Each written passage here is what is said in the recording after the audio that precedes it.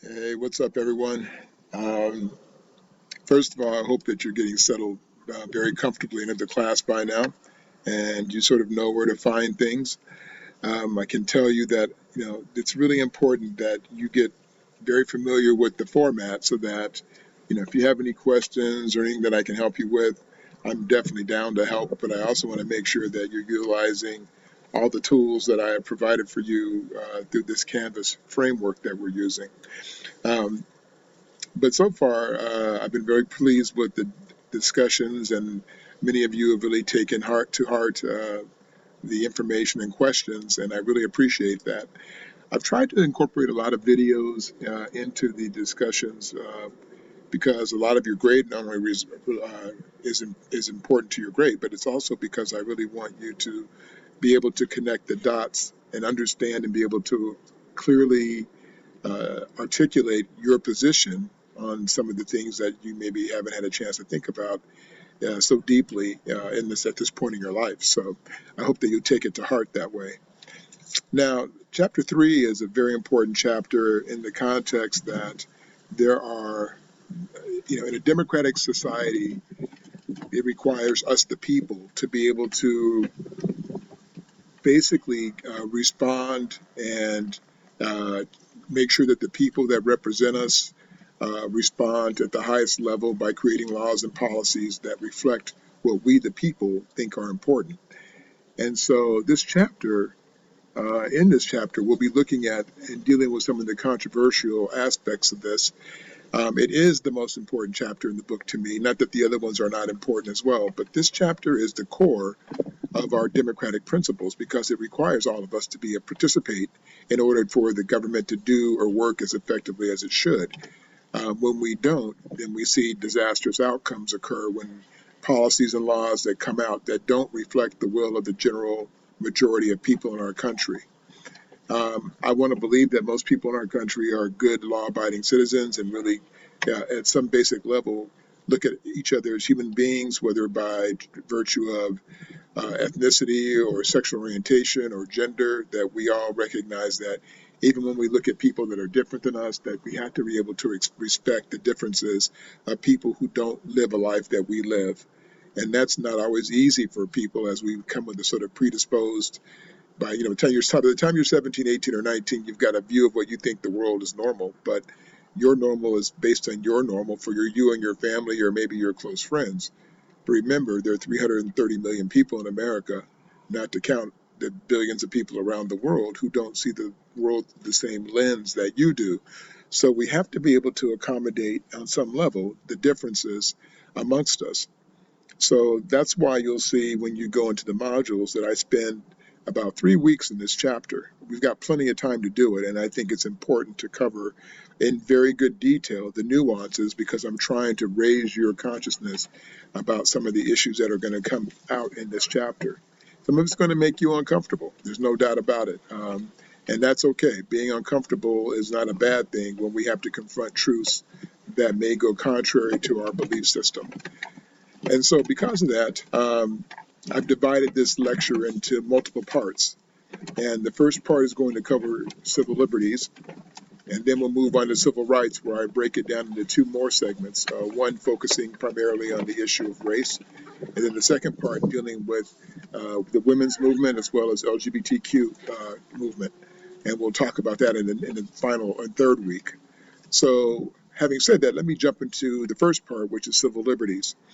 Now, uh, when we think of civil liberties, what are we really talking about? Well, when the framers of the Constitution created the Constitution, they really wanted to make sure that after coming out of a system that was repressive, which was a monarchy, which was the Great British Empire, they wanted to make sure that the people had protections against the government if the government would decided to, act crazy. And so with that, the purpose of our civil liberties, which is based on the Bill of Rights. The Bill of Rights is the first 10 amendments of the Constitution. That's what we call our Bill of Rights. Originally were going to be 12 of them. They ratified 10 of them. And those are the things that we hold dear as being the essence of what protects us as citizens from the government. and also is the foundation for protection of the democratic system. Uh, and so that's what civil liberties are. Now, civil rights, on the other hand, are the freedoms that are protected, uh, where groups of people are protected constitutionally by particularly the several amendments, as you can see here on the PowerPoint, the 14th, 15th, 19th, and 26th amendments, uh, and they are protected by the government. So these are basically protections by the government of the people, whereas your civil liberties are the things that protect you from the government if the government decides to try and repress you. Now, the problem with civil liberties is this: it's a matter of interpretation. So, for example, um, right to free speech, right? Freedom of speech. Now, if your view of freedom of speech, and you do have your own view of that, means that you can say what you want whenever you want and however you want, well, that sounds wonderful. But here's the thing: if you were to say you wanted to do something bad to the president, for example, you would find the FBI knocking at your door almost immediately if you made it very public, because there's certain things that you can and cannot do. And then you might say, well, that's a violation of my civil liberties. Well, true, but there are limits on your freedom. And that's really what the essence of civil liberties are, is your individual freedoms. And many times the question comes, well, how free are we? And sometimes when we think about our democratic system, we think about it in the context we have ultimate freedom to do whatever we want, however we want. And that's not true at all. There are limitations, and there should be limitations on your freedoms. If we didn't have any limitations or laws, you would have anarchy. And so, in order to have an institutional structure and framework, and to make sure that we can all somehow work together on some basic level, we need laws. And so, uh, your freedoms, though, can be dictated to you by the government sometimes. And sometimes this is where we get ourselves. This is where it gets to be sort of a very slippery slope. The government can have its interpretation of law, and you can have yours. And frequently, when that happens, unless we have a mass movement, the government typically wins. So, when we think about our civil liberties and we try to enforce them directly, it gets very complicated. Some of them are very, very complicated issues when we talk about, like, the right to bear arms. Well, we're going to look at something in this chapter in the beginning of it that's going to be very controversial about that. And, when you think about the time that the notion of right to bear arms was written, well, then the question is, well, why was it written? And those types of questions we have to be able to entertain all the time, and to be able to address the context of these various issues. And so we will slap a few of them directly in the head and go after them, because I think it's important and healthy to be able to discuss and dialogue things that we may see differently. I do want to tell you, however, in the course of your discussions, to make sure that you're always respectful of other people's opinions. You may find some of them that you may disagree with vehemently, and it's perfectly fine to disagree. So I don't mind that, and please feel free to do so in your writings. However, I do want to make sure that you're always respectful of other people's opinions, even if they differ, greatly from your own. That's part of the difficult part of sometimes when you have discussions, but I do expect that from all of you. Okay? All right. So let's move on.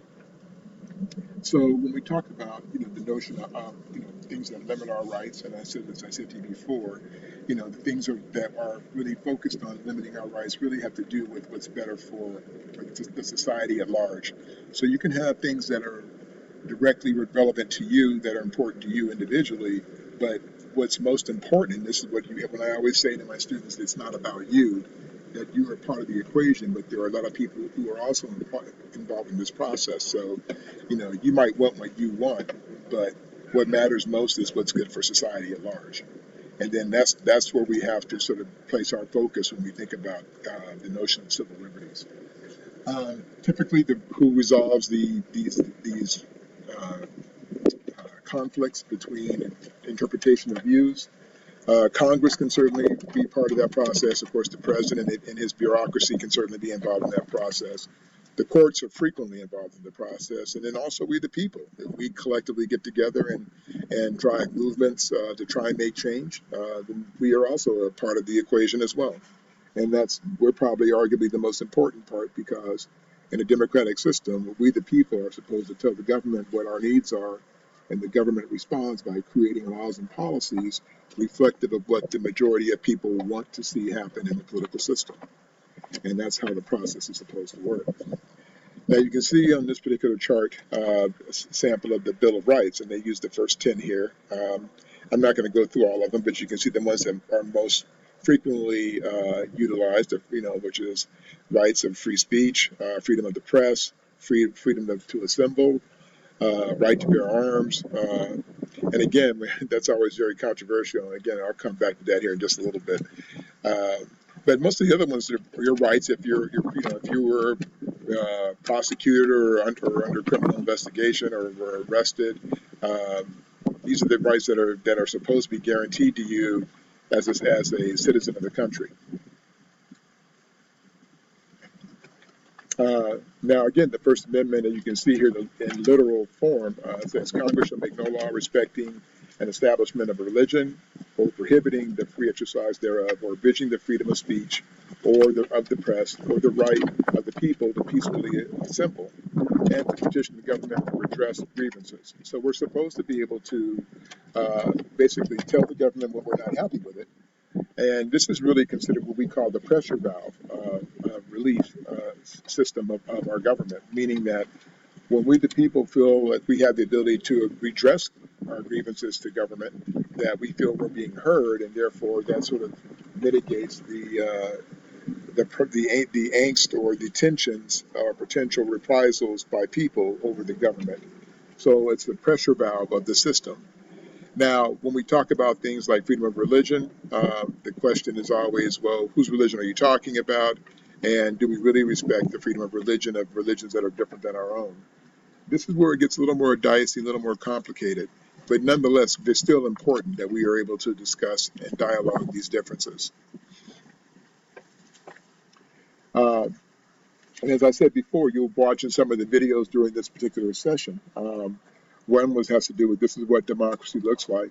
And it's really details when, in Seattle on November 30th night, well, there are 3 days actually, November and beginning of December of 1999, the World Trade Organization, which is an international body that makes laws and policies dictating trade around the world, was having their end of the millennium conference. And they were going to do it in Seattle, and the people in Seattle were decided to protest, and a lot of people came to the protest, like over 50,000 people showed up, and most of them were very peaceful, and the pushback by the police was visceral, and I think you'll see that in the video, and I'll be curious to read what your comments and thoughts are about the right to peacefully assemble.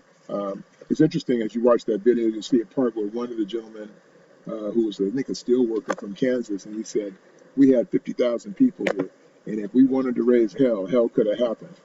But they took a handful of people who were doing things they shouldn't have been doing and basically launched a full-scale assault against all the people. And it shows what happens during that time and the response by the police and also by the media, and how much misinformation was being provided by the media about the event and towards the protesters themselves. So it's really a very fascinating account of on that end. So with that, frequently what happens is that when we get to discussion of the various aspects of the different Bill of Rights amendments, the first 10, frequently it is takes a legal precedent to test the limits of that particular issue. So, for example, if you look on this chart, you'll see like the issue of freedom of speech. When in 1925, Gitlow versus New York was a test against freedom of speech, and it sort of fortifies the Bill of Rights and its application regarding freedom of speech. And you'll see that along various iterations here in these list of various. This isn't a complete list. This is a partial list of some of the legal precedents that have validated the Bill of Rights or interpretation of the Bill of Rights for those 10 amendments. So this is sort of the foundation, and so it always takes this is why the judicial aspect is so important, because if the law is interpreted properly, then it allows for the interpretation of the Bill of Rights to be enacted in its in its direct ability. Okay. So what I want to do here is I'm going to talk about the right to bear arms. And the right to bear arms is very controversial because when you talk about it, people get really riled up about it. There have been presidents who've been brought down as a result of it, or people running for president who've been brought down because of the right to bear arms. And people think when you take their gun, you're taking away their freedom and all kinds of stuff, right? And it's a very controversial thing, and it's interesting how the majority of people in our country, and I mean more than 75%, believe that we should have some sort of gun laws where people should have to, be required to register their weapons, and certain kinds of weapons should not be available to certain people, and things like that. And even now, people feel very strongly about their guns, and we're one of the only Western civilized democracies that has this just, I don't know what you would call it, I guess, predilection and just crazy obsession about guns. And it's interesting on one hand because when the Bill of Rights, when this was framed, the founding fathers, and I've still believed this, and I've said this many times in my classes, that the founding fathers knew we would have the kinds of weapons that we have today. They would have never put this into the Constitution. And I'll tell you why. They were so afraid of being overthrown at the beginning of the creation of our country. That's why they actually decided to go with the democracy over going back to a monarchy, because they knew people had no taste for having somebody be a tyrant or have authority over them like that any longer. So the idea of giving people weapons that they could potentially overthrow the government was not at all what the founding fathers were looking for. And the precedent for this was based on, basically protecting your state, and creating a state militia to protect in case the British came calling again. It was not for everybody having guns for fun and jokes and things like that. It was for a particular reason at a time 250 years ago or so that we had a necessity for this. However, the question is it really viable today?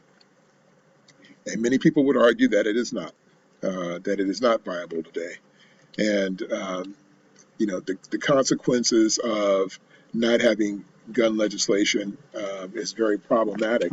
And a lot of people in Congress, even those who believe we should have gun legislation, are afraid to challenge those who may potentially vote them out of office if they don't support them. So they're afraid of the people in their own states, particularly in the South and the Midwest, who would challenge or say that we should need some form of gun law.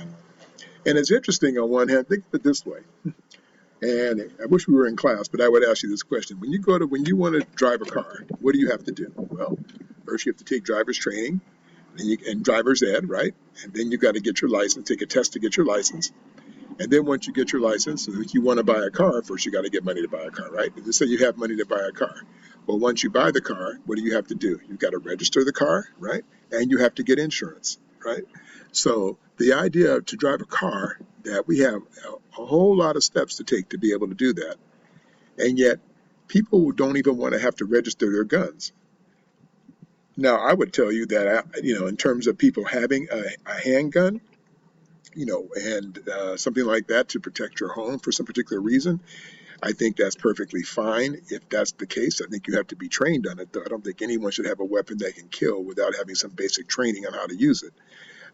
But also the idea of people who have had access to assault weapons and assault type weapons, I don't think any regular citizen needs to have an assault weapon.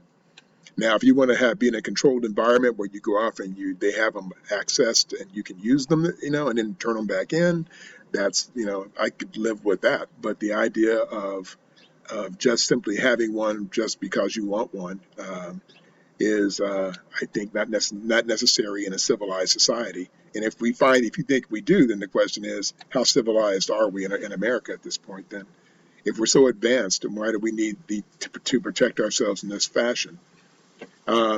This video that I want you to stop here now and watch, and you'll be able to click a link here on it. That'll be up in your top right corner there of the picture. I want you to take a look at this video, and it's a very painful video for me personally. And then after, no matter what your view of the gun rights issue is, I want you to see what happened during this time over these years. And I think if we, we shouldn't have to wait for it to get personal, and for somebody that we love to suffer in order to realize that we need some sort of gun rights protection. And in our society, that we need to have people who, if you're going to have one, should have to have them registered, and there should be not any hidden mechanisms where people can go to like gun shows and just buy them off the counter without any check and balance to see who has what. We have more guns in our society than 90% of our combined allies. That's just nuts for a civilized society to be so. Have this kind of necessity, and I think it's more of a reflection on us. So stop here. We're going to let you take a look at this, and then we'll come back and discuss, and you'll be in a discussion about it in the discussion section of the class, okay? And then we'll be moving on to civil rights. Okay, so now we're back. I hope you were disturbed by that. I know it wasn't an easy video to watch, but I think it's an important video to watch, and there is a part that's very personal to me in there where a friend of my son was one of the people killed at Sandy Hook, and I still don't talk to him about it, even to this day. And that's a story for another time, but I can tell you directly, when it directly impacts you, it really changes your view of the world sometimes as well. So moving on to further in our discussion on civil liberties, some of the key aspects that we look at are when we talk about limits on our freedom of speech. And there are times, and this some of the key issues that we focus on when the government challenges us are some of these key terms here, like you see sedition, which when you go about criticizing the government or trying to promote rebellion, they can arrest you for that. Or if your words are trying to incite violence, they can arrest you or detain you for that. Now you might say, well, should I? That doesn't make sense. If I want to call people to fight back, do I not have a right to say that? And again, you may, but if the government decides to interpret it another way, then they can justify taking action against you. Libel also, which is when you defame in writing the character of an individual, and then slander, which is when you verbally defame an individual. These are some of the things that can be limited, can limit your First Amendment right of freedom of speech. Okay. And again, the other part of it has to do with, we talked about the criminal action aspects, which, of course, if you're arrested, your right to due process. They're not able to, how the police and how the government can actually come after you. There are processes by which they're supposed to follow. Like for habeas corpus, the right to be brought before a judge and informed of your charges against you and evidence against you, things like that. So there is a process, what we call due process, to any type of criminal or civil reprisal by the government in terms of if they're going to stop you or detain you. Okay. And then that's the end of the civil liberties section. So I'm going to stop there, and then we'll be moving here shortly into civil rights. Okay? Thanks, guys.